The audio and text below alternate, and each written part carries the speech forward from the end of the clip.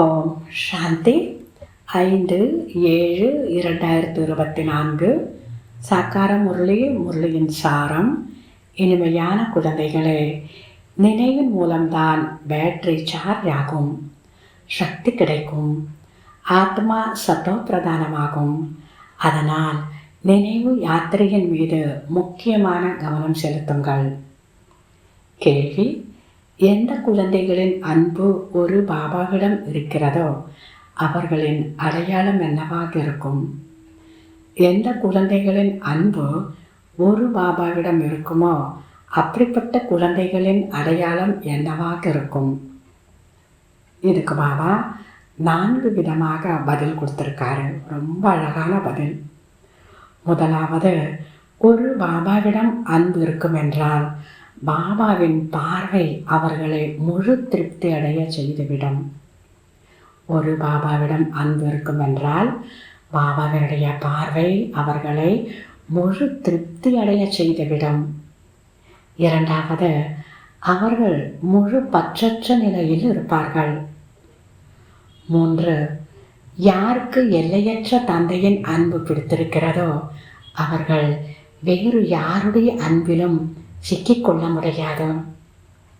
4, அவர்களின் புத்தி பொய்யான கண்டத்தின் பொய்யான மனிதர்களிடமிருந்து விடுபட்டிருக்கும். பாபா உங்களுக்கு அத்தகைய ஓர் அன்பை தருகிறார். அது அழிவற்றதாகி விடுகின்றது. சத்தியத்திலும் கூட நீங்கள் உங்களுக்குள் மிகுந்த அன்போடு இருப்பீர்கள்.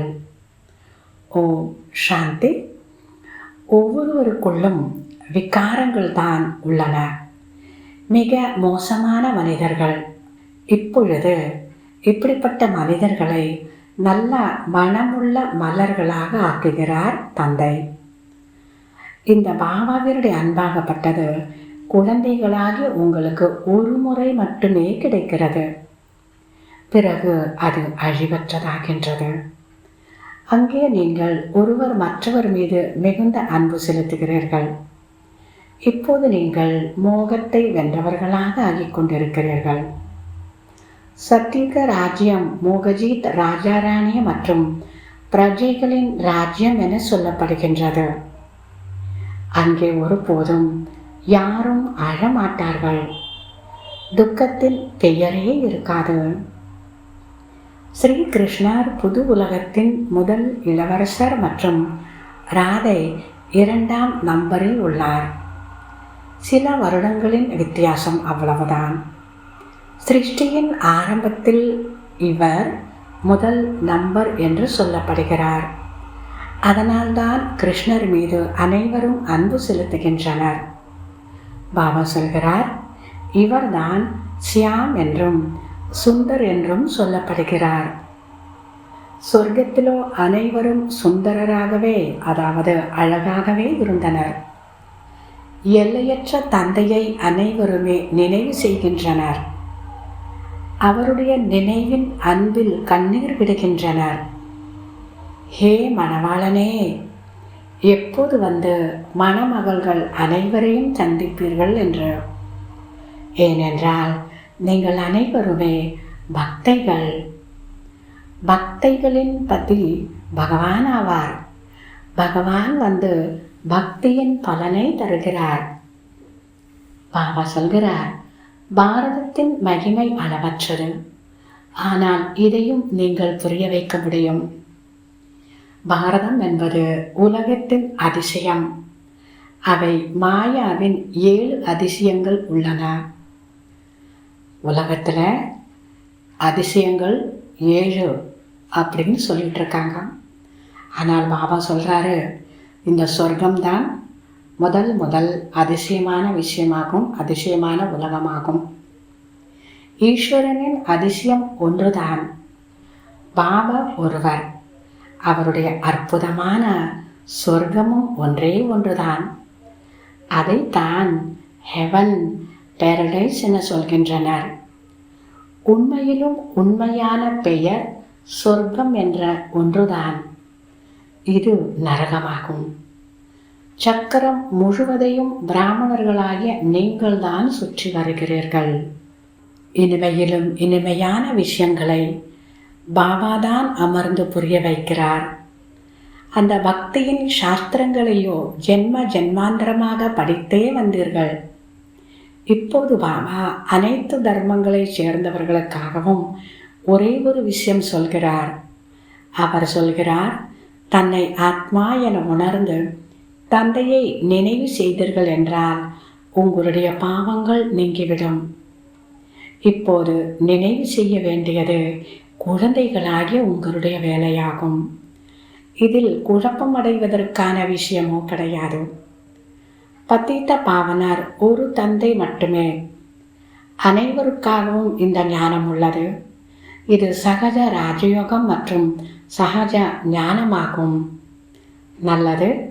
தாரணைக்கான முக்கிய சாரம். முதலாவது, சர்வசக்திவான் தந்தையிடம் தனது புத்தியோகத்தை ஈடுபடுத்தி பேட்டரியை சார்ஜ் செய்து கொள்ள வேண்டும். ஆத்மாவை சத்தோப்பிரதானமாக ஆக்க வேண்டும். நினைவு யாத்திரையில் ஒருபோதும் குழப்பமடையக்கூடாது. இரண்டாவது, படிப்பை படித்து தன்மீது தானே கிருபை செய்து கொள்ள வேண்டும். பாபாவிற்கு சமமாக அன்பு கடலாக ஆக வேண்டும். எப்படி பாபாவின் அன்பு அழியாததாக உள்ளதோ அது போன்று அனைவரிடமும் அழியாத உண்மையான அன்பு வைக்க வேண்டும். மோகத்தை வென்றவராக ஆக வேண்டும். வரதானம், உணரக்கூடிய சக்தியின் மூலம் இனிய அனுபவம் செய்யக்கூடிய சதா சக்திசாலி ஆத்மா ஆகுக. உணரக்கூடிய சக்தியின் மூலம் இனிய அனுபவம் செய்யக்கூடிய சதா சக்திசாலி ஆத்மா ஆகுக.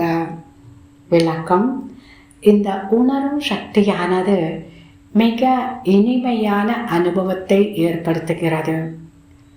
சில நேரம் தன்னை தந்தையின் கண்ணின் மணியான ஆத்மா, அதாவது கண்களில் கலந்திருக்கும் சிரேஷ்ட பிந்து என்று உணருங்கள். சில நேரம் நெற்றியில் ஜொலிக்கும் நெற்றியின் மணியாக, சில நேரம் தன்னை பிரம்மா பாபாவின் சகயோகி வலதுகரமாக பிரம்மாவின் புஜமாக உணருங்கள். சில நேரம் அவ்யக்த ஃபரிஷ்தா சுரூபத்தை உணருங்கள். இந்த உணரும் சக்தியை அதிகப்படுத்தும் போது சக்திசாலியாக ஆகிவிடுவீர்கள். பிறகு சிறிய கரையும் கூட தெளிவாக தென்படும். பிறகு அதை மாற்றிக்கொள்வீர்கள். ஸ்லோகன், அனைவரின் உள்ளபூர்வமான ஆசீர்வாதத்தை பெற்றுக்கொண்டே இருந்தால் உங்களது முயற்சி எளிதாகிவிடும்.